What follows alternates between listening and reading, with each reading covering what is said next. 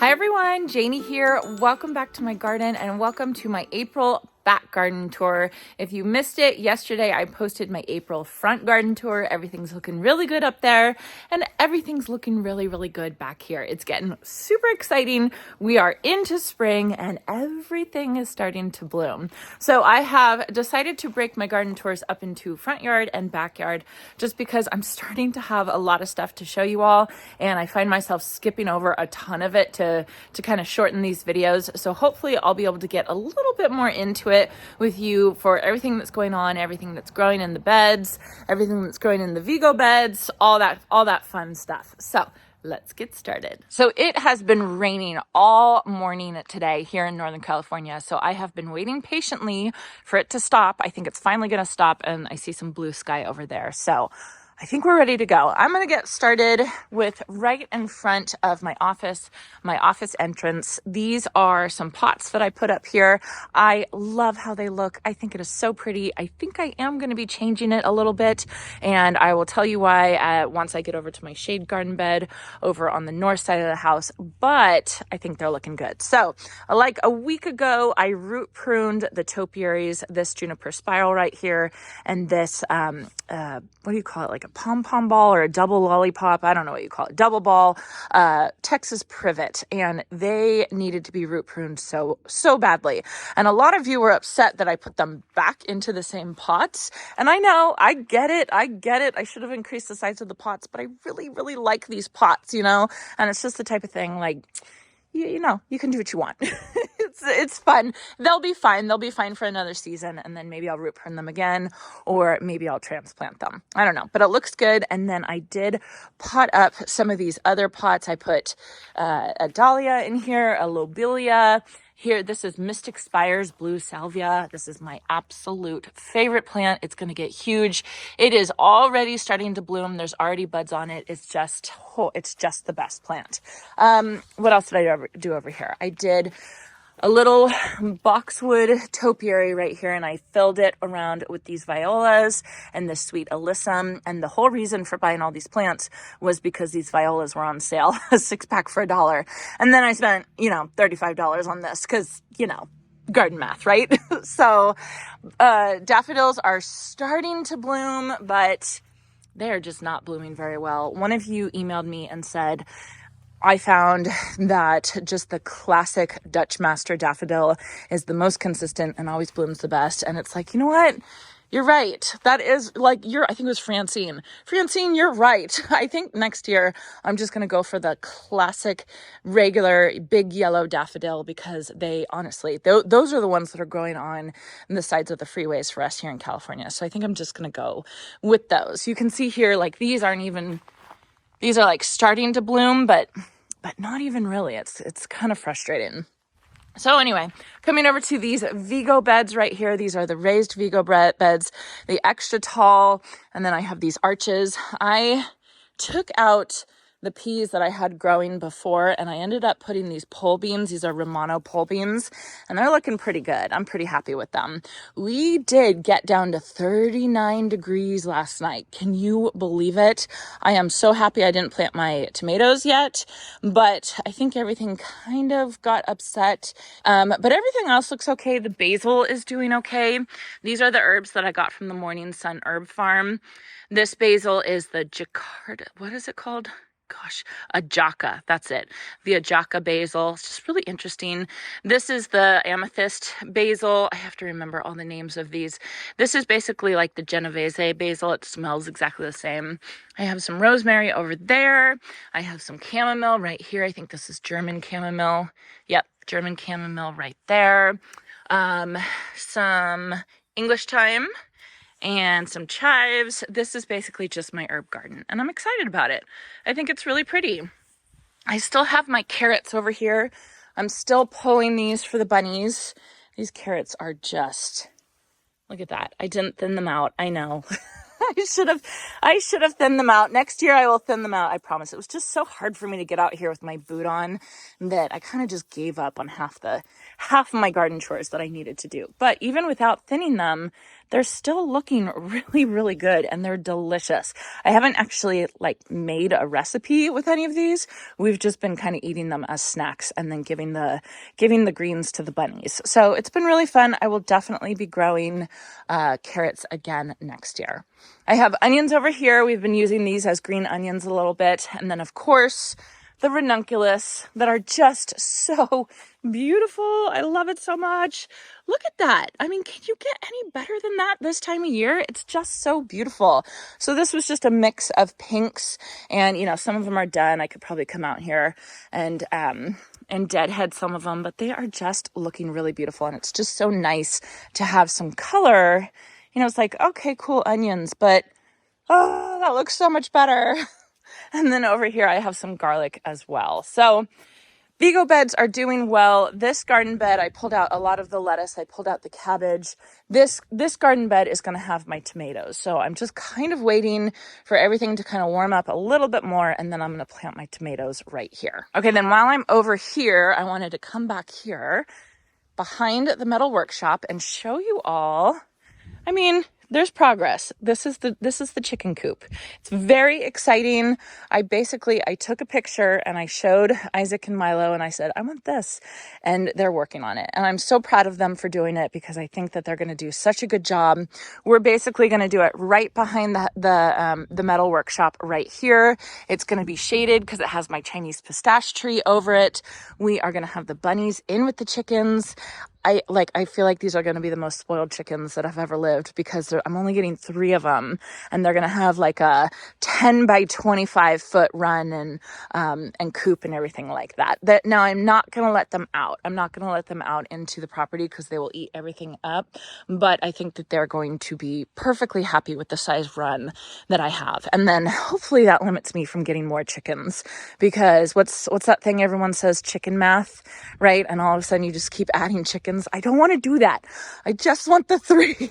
I want the 3 and the 2 bunnies. So remind me if I start buying more chickens that I said this. Coming over here, I planted a whole bunch of sunflowers, and they look really good. I need to get more of these metal cloches. I got these from Amazon. They were relatively cheap, but I did notice the ones that didn't have the cloches, they got eaten. And I'm pretty sure it was birds. I'm pretty sure it was birds bugging them, which is so annoying because, I mean, I grew these sunflowers in trays. I didn't even direct sow them. So, because I knew that birds around here like sunflowers, and even after I planted them out and I thought they were fine, the birds still got some of them. So I'm going to buy more of these. I think like this one's gone right here. There was one right there. There's one there, so that one's fine. They're back here. A couple of them are gone where they were supposed to be. The guys remulched. I got another chip drop and we remulched back here. So it's kind of hard for me to see where I had originally planted them. I think there was one here. Yeah, there was one here that's gone. But this is kind of what happened to them. Just like that. And some of them were just completely gone. So that's okay. I will direct sow some more. So hopefully I have a lot. My goal is I want to have a lot of big sunflowers, all different types, all surrounding the greenhouse. So the sunflowers are kind of the backdrop of the greenhouse. And then what I want to do is I also want to plant corn, and I want to plant corn all along the fence right here. So it's another backdrop. Won't that be beautiful in the fall?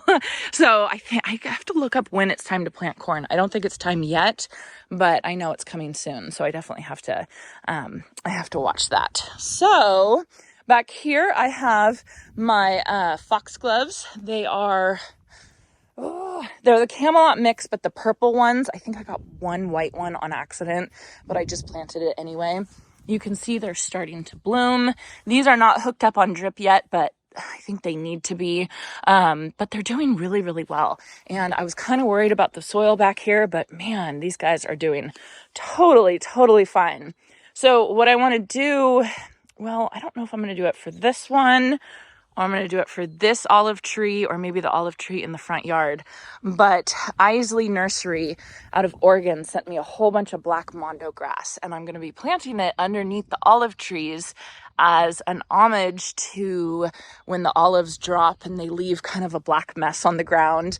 The black mondo grass will kind of cover that mess. That was not my idea. That was Raphael's idea from Park Winters. So I just have to decide which olive tree I'm going to plant underneath it, whether it's going to be around the foxgloves or somewhere else. I'll kind of decide and see. So then just next to the foxgloves, I have this little planting right here. These are not done.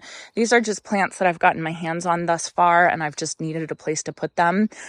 So it's like random 4 plants here. I know that doesn't look right, but we're just getting started here. We're getting started. My plan is to have this whole area along this fence just be mass flowers, just flowers everywhere. It's going to be beautiful.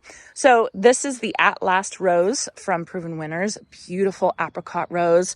I already have buds on it, which is very, very exciting. And I do not see any aphids on this one or this one. This is Darcy Bustle from David Austin. You can see it. It's starting. So exciting. So both of these are going to be beautiful. I think the apricot with the deep wine of the Darcy Bustle is going to be beautiful. And then in front of it, I have 2 back and black sedums from Proven Winners. I want to get a third one or maybe even 3 more to kind of make a grouping right here. I think that will look really pretty. So I'll wait and get my hands on those. And if I can't get them, I'll just take a little cutting or something. So here is our fairy garden. The plants, they're kind of suffering. We had a couple really hot days here, and they're not hooked up to drip yet, and so we didn't really get them much water. You can see this calla lily needs water. It was raining this morning, so it has plenty of water. But a couple of the snapdragons are kind of done. I think I'm going to take the girls and we're going to go get more warm weather annuals, and they can change the flowers out for their fairy garden. But it's really cute. And then the cutest thing, look at those calla lilies. Look at how beautiful. Okay, so the cutest thing is whenever I come over here, I'm kind of scared to move it. Whenever I come over here and I water, there's like 3 lizards that run up the tree. And it almost looks like they run out from behind the door right here. And then they'll go into the windows and kind of just to get away from my hose when I'm spraying. And it's just the funniest thing. So it's like the lizards have taken over the fairy garden, which I don't want to tell the girls that because I don't want them to be scared. I don't think they'll be scared of lizards, but it's the funniest thing. I love it so much. Okay, and then back to my greenhouse. It's so funny. There's these dark rain clouds and then the sun is bright and shining through it. So hopefully the lighting's okay. The greenhouse looks so good because this tree behind it, I can't remember what it was. I can't remember what the arborist told me. I want to say it's a hackberry. I think that's right. Anyway, it looks really pretty. It's all leafed out. Looks gorgeous. My Chinese pistache is starting to leaf out. Just starting, which I'm excited about. I want things to start leafing out around here. I'm tired of the winter, the bareness of the winter. But this greenhouse, just to remind you, it's the Triumph by Canopia. It's beautiful. I love it so much. I am getting used to it and how it works in the temperature fluctuations. We've had some really, really warm days, like up to like 76, 77, and then some cooler days, like last night, like I said, we got down to 39. So I'm just kind of figuring out what I need to do for temperature control. I left the doors closed one day and I shouldn't have done that because it got warm and I had these tomatoes in here. These tomatoes are from Cottage Gardens of Petaluma from Fanula. And they got a little scorched. And so I think they're going to be fine. I think they'll be okay. I'm really excited about these. I'm holding off on planting them because, again, it's still too cold, which is why they're here in the greenhouse. But Fanula, she, from Cottage Gardens, she made me take this one home, Orange Blossom. She said it was so amazing. And she said some people call every year because she's the only one that carries this variety. So I'm really excited to try it. This one is another one. This one's called Paul Robeson. She says it's a black beefsteak. She said this one's amazing as well. This one is a Bloody Butcher. Oh my gosh. I don't know if this one's going to survive. Look at that with the leaves. but it does have this sucker coming, so I might have to get another one from her.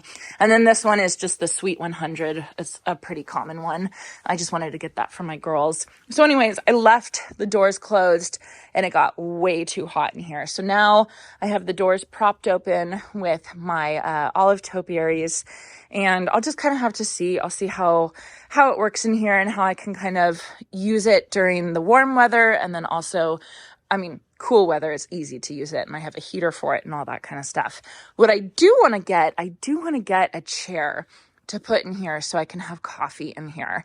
Like, I've found myself coming and having coffee in here and actually sitting on the ground. So I need to get some type of chair, but I want it to be waterproof. I want it to be like an outside chair, because I've found myself coming in here and like spraying everything, which is another reason why this table, I need to get it polyed. So this table I got for $50 off Facebook Marketplace, and I figured it was easier, or it was better to recycle it and keep it out of the dump than go get like like an IKEA table or like a plasticky table or something like that. So I don't really care about, I don't care about stains and all that kind of stuff on this table. But I do want to poly it so that it does last. So I'm going to put a couple of coats of poly on it so that I can just come through with my hose and kind of spray everything down, keep the humidity high in here, because I want to make sure that the humidity stays up in this greenhouse.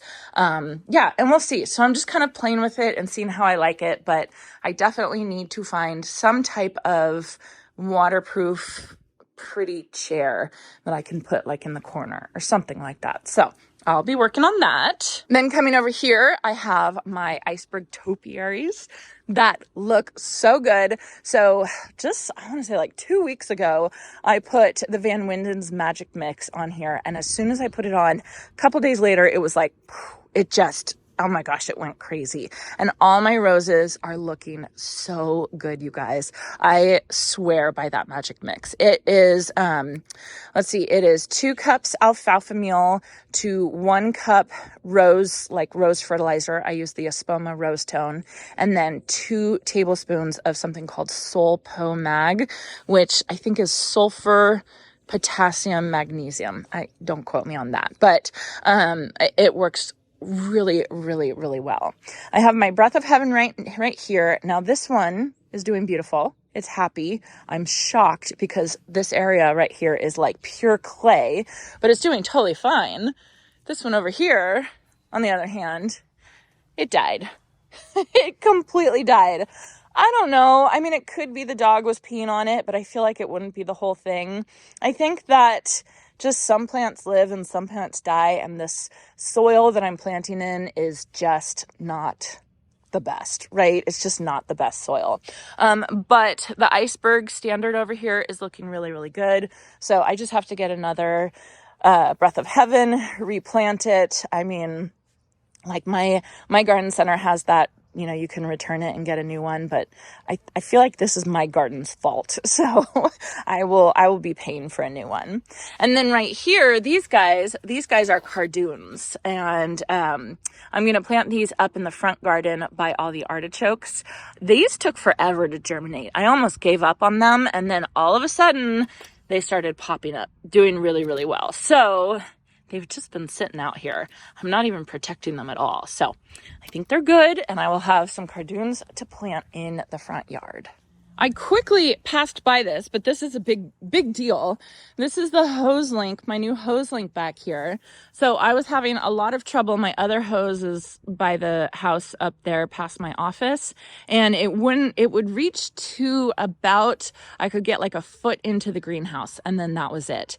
And it was just hard. It was just kind of a pain in the butt because I had to stretch it as far as it could go, and then I could finally water a little bit back here. So one of you gave me the idea, just hook a hose up to another hose bib and stretch the hose all the way out to here. Fabulous idea. It works perfectly well. I mean, it's so fantastic. It was so easy to put this post out here and then hook the hose link up to it. It took like an hour. It was great. It took this had to cure for 24 hours. But to put the hose link on, it took like an hour. I do have to cover this hose right here. And then I would love to shorten it a little bit, but I don't know how to do that.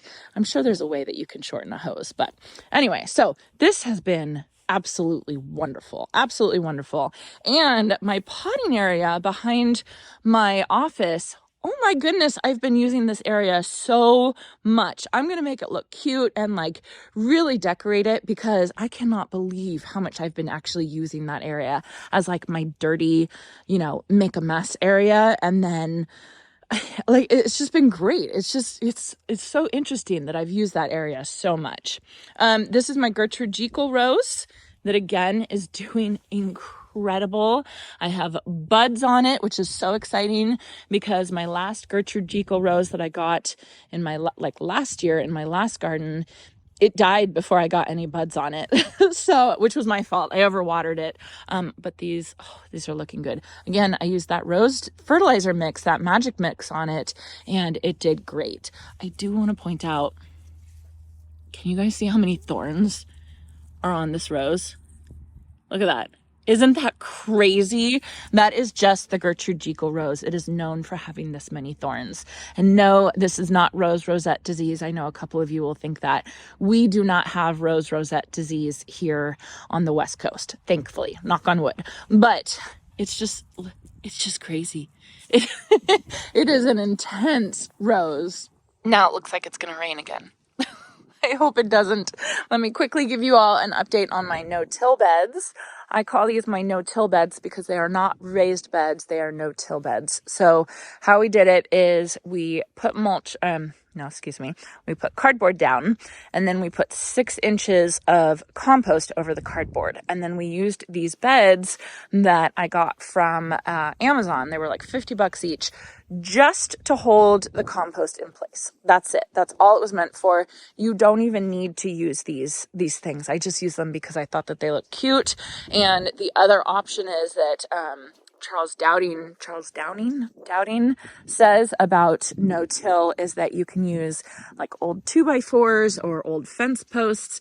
I didn't have any of that. So the question was, do I purchase 2x4s to hold the compost in, or do I just purchase these metal ones? And it actually was cheaper for me to just purchase these metal beds instead of purchasing new 2x4s at the time, the cost of the wood at the time. So anyway, that's the kind of background on these no-till beds. But I have to say, it's working so well. It's working so well. I'm so happy with it. So let's see, 1, 2, 3, these 3, and this one, and then half of that one have cut flowers in them already. So this one is my snapdragon bed. And there's a whole bunch of different kinds of snapdragons, and a lot of them are new varieties from Johnny's. And this is Chantilly Light Salmon. This is Costa Light Rose.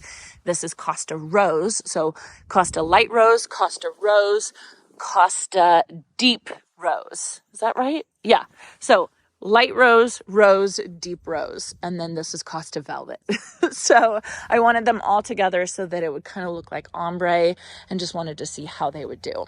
So I got a lot of different varieties over here of different snapdragons. Here I have some campanula and what looks like a weed. This is definitely a weed that I thought was campanula for a while, so let's just ignore that. So campanula over here, or bellflower, and then I have some aster over here, Dusty Miller, and then a bunch of different stock. And this is the new kind of stock called Stox, S-T-O-X, which is supposed to bloom double. Don't quote me on that, but I think it's supposed to be blooming double. This garden bed my mom planted for me when I was injured, and so this is all fall sown. So this is cool flower method. But look at these. Look at how pretty. I need to come cut these because they look so good. So I have, these are apple blossom snapdragons, and then I think these are calendula, right? Doesn't that look like calendula? I can't find a tag. I know there was a tag. I just don't know where it is. Anyway, and then over there's some foxgloves that they're just ready to go. But look at this. Look at how tall this foxglove is. This is probably up to my chest. This is, a new plant, and it was planted in the fall. It was sown in the fall. And this should just show you how amazing the cool flower method is, because they just make the sturdiest, best plants. Over here's my Swiss chard, and I am planning to take these out, but it keeps getting pushed down my to-do list because I really want to make these enchiladas. Courtney has this enchilada recipe, and I really want to make them with it, but I keep just things keep happening. So that I'm planning to get to this week, but hopefully that'll actually happen. And then I have some empty space, but over here I have some delphinium, some guardian lavender, and then over here, this is green mist ami. This is my Orlea. I don't know if you remember, but one of my tours, I showed you all this and said, I don't know what's wrong with Orlea. It's just not doing well. And a couple of you said, it looks like it's getting too much water. And so I stopped watering it. I just completely stopped watering it. Every time I came through and I sprayed it, I just did not spray the Orlea. And it's doing great. It's doing really, really well. So thank you. I think that is exactly the issue. Then finally, in these two beds back here, these were the beds that I just tossed seeds in. And they're doing really well. But I'm really annoyed because it's not really pretty. It's kind of like some of them germinated and some of them didn't germinate. And so I keep wanting to pull it out, you guys. I keep wanting to pull it out and plant other things in there. And I'm just trying to hold myself back because, look, I'm getting blooms. I am getting blooms. I have some sweet peas there that are going to start blooming. Like, I just got to be patient. I just don't like how this looks. It's just kind of a little messy and all over the place, and there's some weeds mixed in, and I don't really want to, I get scared about pulling weeds because I can't tell that it's actually a weed until it gets to this point. And then then I know it's a weed. So this is great. I don't think next year I will do it in these beds, the method of just throwing the seeds out and letting them self-sow. I did it because I was injured and I couldn't get out into the garden, and it was one of the things that I could do. But I think if I do this next year, I'll do it on an area that's not actually a garden bed. Okay, it's definitely going to start raining soon. The last place I want to show you all is my secret shade garden. It is coming along. It's very exciting. Actually, Michael Glassman was here yesterday. We were recording for the podcast, and I showed him, all the progress, and he was getting so excited. It was just, he was making me excited and I was making him excited. It was just really fun. Anyway, and he's super excited about the secret shade garden, and he gave me a whole bunch of new ideas. So I'll share all those with you later. Maybe I'll see if he'll come back and I can film it. I should have filmed it when he was talking. But anyway, I got these trellises up. They're kind of hard to see, but I did plant the Clematis armandii on them, and they're starting to grow, and I'm going to grow them up and over, and it's going to be so beautiful. I have this. This is called Pearl Maxwell Blush Camellia. Look at this. Look at this camellia. Look at it. It's going to be so beautiful. Oh my goodness. I'm so happy to have it. So it's going to get really, really big, and it's going to have these beautiful blooms on them. Look at that. Oh, I just love it. I love it. I love it. Anyway, I have a climbing hydrangea coming. I shouldn't even tell you this. It's coming this week, and so I'll be planting it later this week, but that's going to climb up the wall over there. Michael and we were talking about what we were going to do with the windows and what to do with the ugly fence. We'll figure it out. But my Pyrus japonica, this is done blooming.